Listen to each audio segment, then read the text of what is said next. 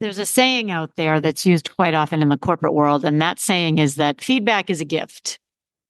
Feedback is a gift. Or is it? Not all feedback, Podsters, is delivered with positive intent. Not everyone who shares feedback with you is doing so for your benefit. Your partner, client, your boss, your kid, a customer, a random stranger. People love to provide feedback, and usually it's powerful and positive. So, how do you filter through which feedback to keep and which to toss? How do you listen? How do you hear what they're saying, process, and care just enough so that it doesn't affect your mental health? We're going to talk about that today, Podsters, and I'm going to share 3 things you can do when you're receiving feedback to listen, to take it in, and to not let it really take up too much headspace, unless, of course, you wanted to. So, Podsters, buckle up because here we go. Are you ready to speak up, stand out, and get your seat at the table? If so, you're in the right place. Welcome to Unmute Yourself, the podcast where you'll get real-life anecdotes and actionable tools for you to step into your strengths, debunk imposter syndrome, truly know your worth, and show up like you own the room every time. I'm your host, Nancy Medoff, who did the thing and followed my passion for empowering women like you to unleash that inner spark and become who you know you are meant to be. I'm a diehard foodie with a raging Skittles habit who will not stop until women everywhere unmute themselves and truly thrive at work, at home, or wherever you may be. Let's do this. Podsters, we're going to jump right into it. There's an expression out there, and the expression is that feedback is a gift. I have been known to say this on more than one occasion, and I do believe that feedback is a gift. Usually, most of the time, if we're understanding it for what it is.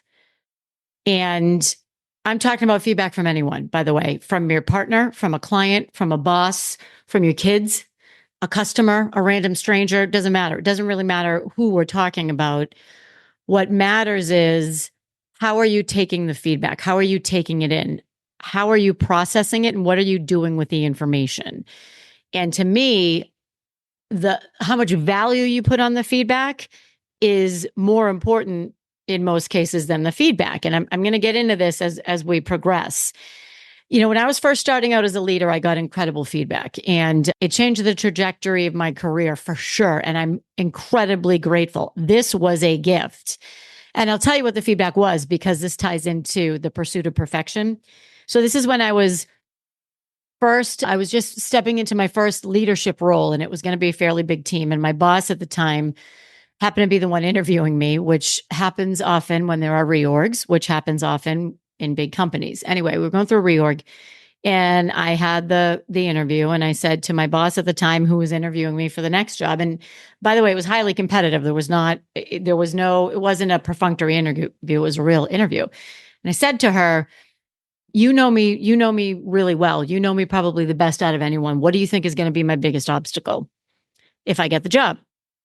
And she said, actually, I said when I get the job. But anyway, she said, you are not always going to have the answers. And if you don't get comfortable with that, that's going to hold you back. And what she meant was, I'm not always going to have answers. Sometimes I need to take all of the best information and make a decision.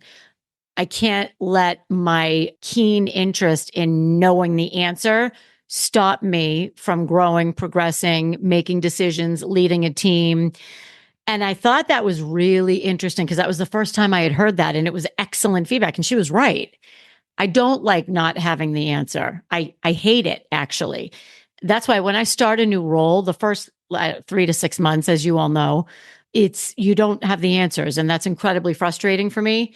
It's more frustrating for me than other people, some other people, I think, just because of how I'm wired. And I am aware of that now. And I know that I need to tamp that.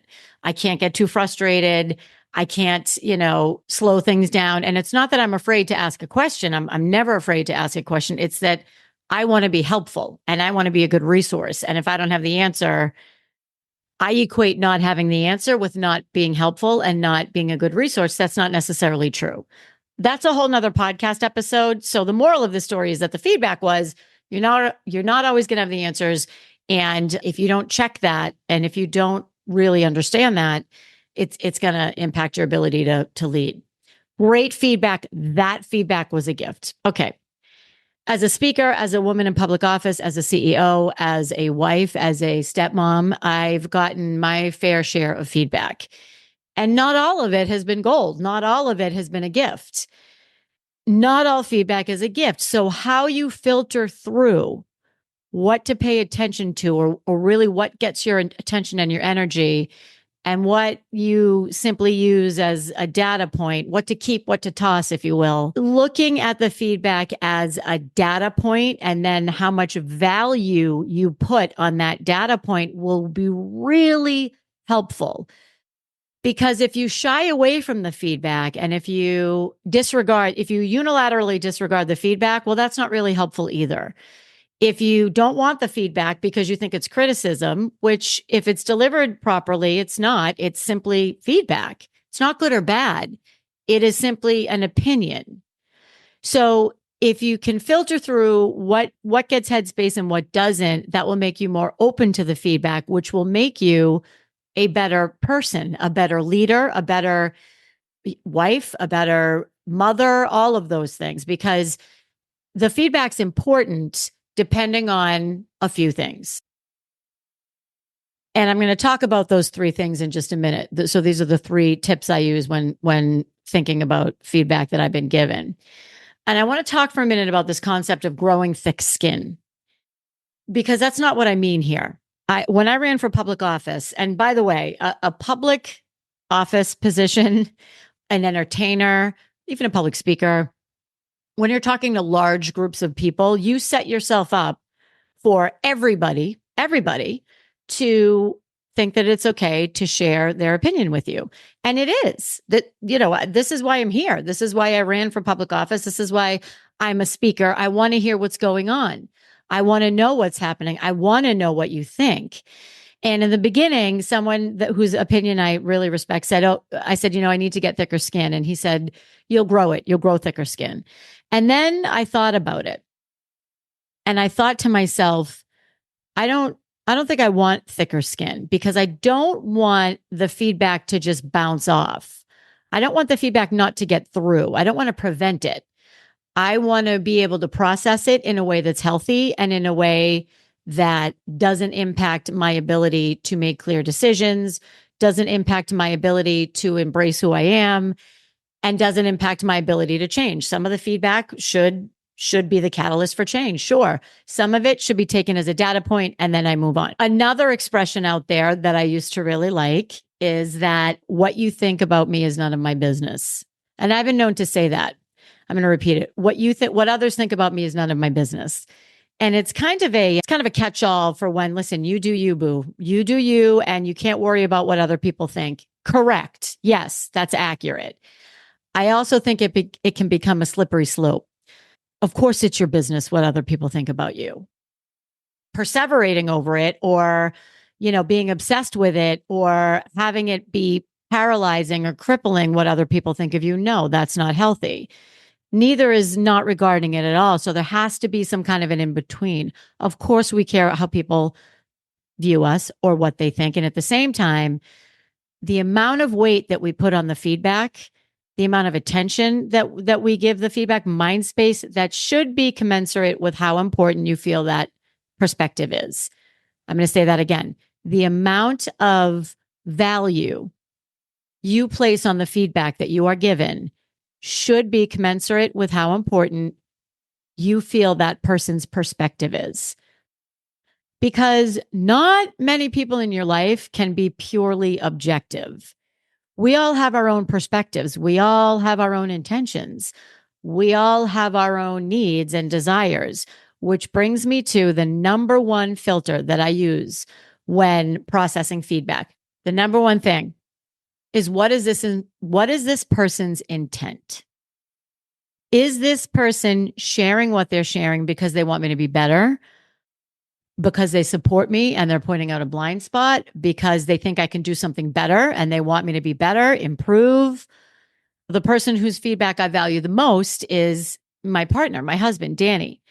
And his feedback is usually pure. It is coming from the intention of he wants me to be better. He wants to support me. And I, even if it's feedback I don't want to hear, I really try to remember that, okay, his intent here is to help me improve. He could be on base, he could be off base. What's the intent? And then I'll use that when I'm processing through the feedback. On the flip side, there are people out there who share feedback because they have their own agenda. Their intent is to try to get me to do something. Their intent is to make themselves feel better. Their intent is to disguise criticism as feedback, or to disguise pettiness or nastiness as feedback. That doesn't happen to me a lot. I'm very fortunate in that. Or maybe it does and I just don't pay it as much attention. When you think about your boss, if your boss is giving you feedback, usually it's to help you improve. And rarely is it petty. Same thing with your partner. You can't say that about all of your colleagues, though. You can't say that about all of your clients or your customers. Sometimes the feedback is meant to be hurtful. And that's feedback that I try to take it as a data point, because there might be some truth to what they're saying, and move on. So it's really viewing it as a data point. And I try to filter the feedback that I receive through their lens.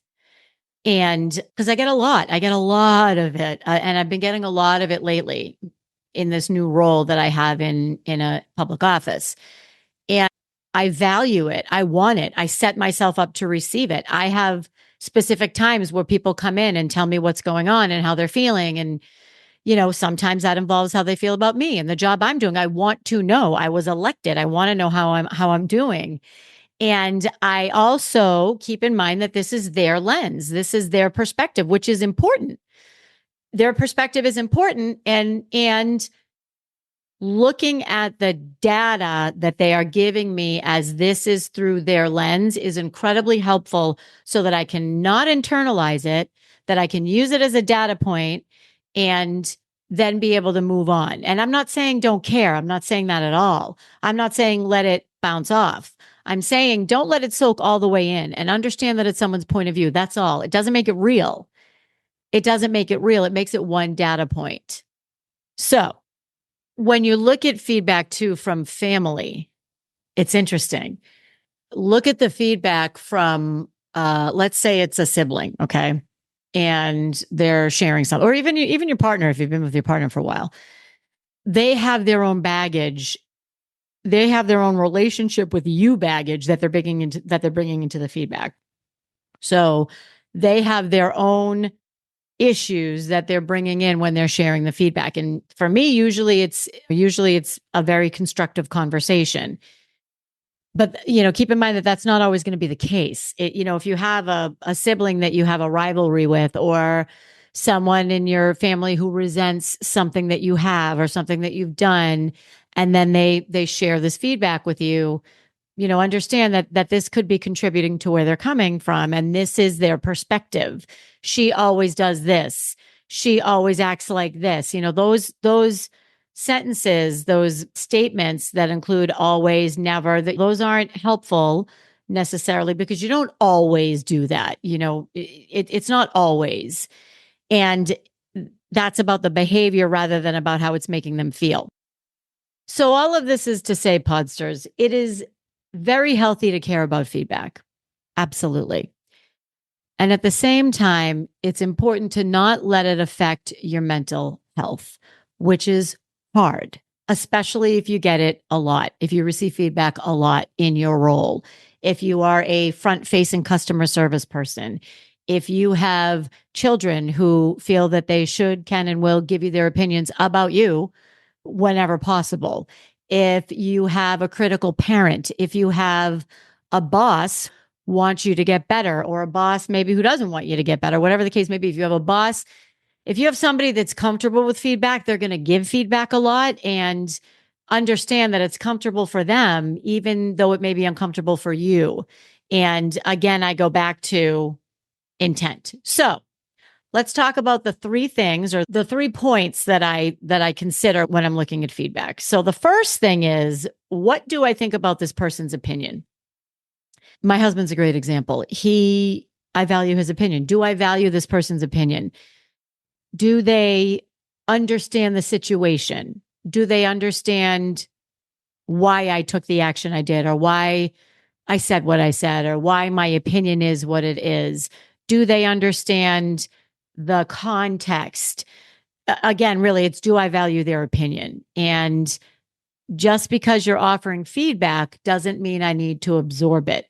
I need to hear it and I need to listen to it, treat it as a data point. And at the same time, if I think it's jaded, if I think your perspective is skewed, if I think you don't understand really everything that needs to be understood, I'll have that conversation, or I'll try to have that conversation. So, do I value this person's opinion? That's number one.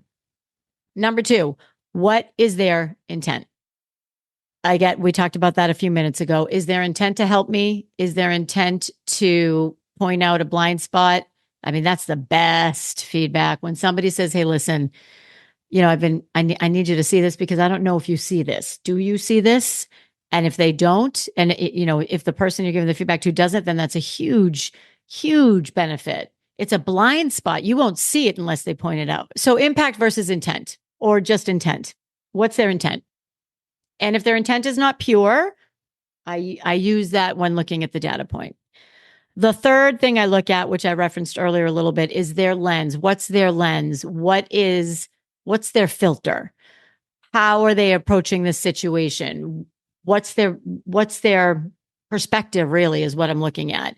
And then I can take their feedback, layer in their perspective, and take what I need from it and take what I think will be helpful. So all of this is to say, I do think that feedback is a gift. I strongly believe that.